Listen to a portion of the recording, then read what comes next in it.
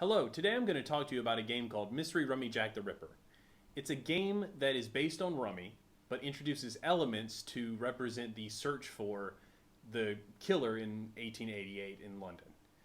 Now, I personally am not all that interested in that historical mystery, who the person was, what was happening, but my wife and I both love card games, and this one is really popular in Board Game Geek, so we tried it out, and we really enjoyed it.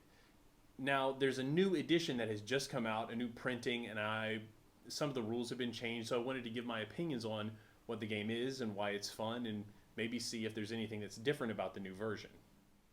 Like Rummy, in this game you're collecting sets of cards and playing them to the table for points. The sets of cards in this game are evidence, scenes, victims, suspects, because it's supposed to represent how you are searching for Jack the Ripper, who that identity really is.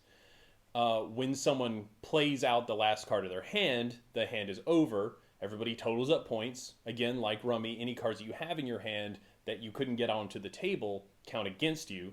And then you are trying to reach a certain goal. I think it's 100 points. That normally takes about 4 or 5 hands. And that's the whole game. Now, Rummy for me is just sort of a take it or leave it game. Good stuff, bad stuff, but it's just kind of mediocre in the end. There are definitely some interesting decisions to make. You have to figure out what kind of sets to chase, what your opponent's chasing so you don't just hand points to them. You can risk keeping some stuff in your hand so that your opponent can't play off of it, but then you also might lose points because of it. And the game's been around for a long time, so I mean, clearly there are people who really think there's a lot of depth to it. On the other hand, it's a little bit boring to me. It's repetitive. There's no theme.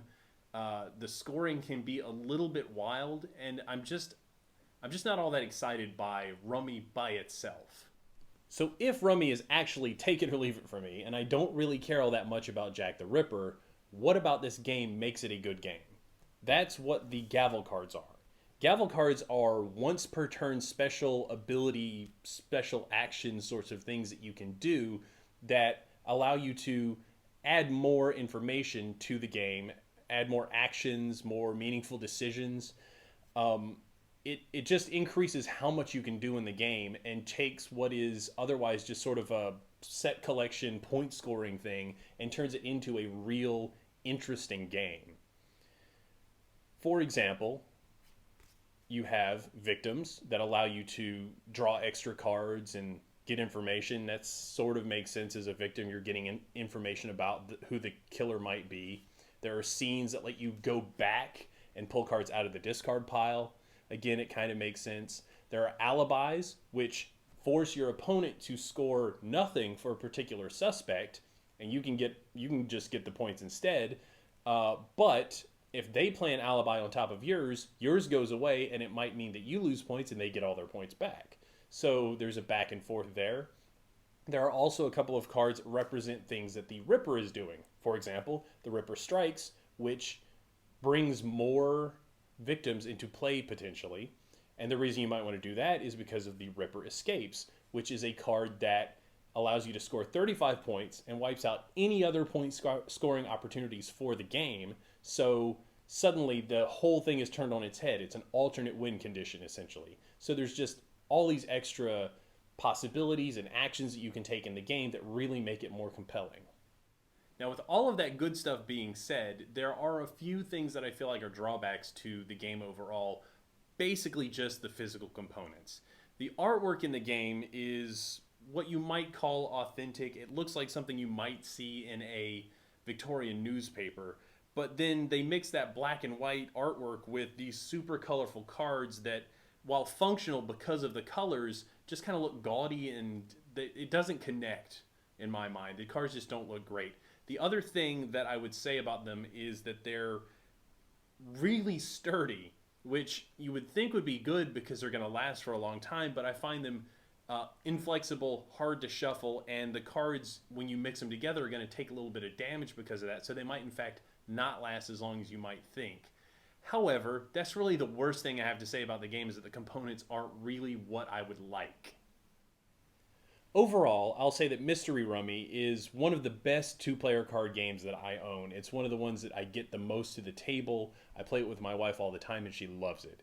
it never really feels like you're tracking down an elusive killer. There are other Jack the Ripper themed games that are probably better for that. But it's super quick. As I said earlier, it takes about 4 or 5 hands to get to the final score of the game and figure out who's the winner. It's portable. It's just a deck of cards. There's no tokens. There's no board. Nothing else. And as I've been kind of implying or even saying explicitly, I guess, there's a lot more decisions than basic Rummy. So you take a game that's got a long history, it's been around for a long time, a lot of people really like it, and then you add on some additional things that make the game deeper, give you more decisions to make. It makes a better game. And that, I don't know, that may be just a benefit of designing on top of another game, but I feel like, I mean, when people take chess or some other game and try to throw new pieces in or something, oftentimes it doesn't work. And in this game, it really does.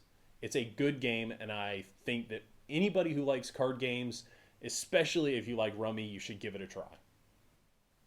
So that's Mystery Rummy Jack the Ripper. If you like the review, go to our website, thediespodcast.com, for more information about our reviews, our podcast. We have a Twitter account at thediespodcast.com if you want to find out information that way. Thanks for watching, and we'll see you next time.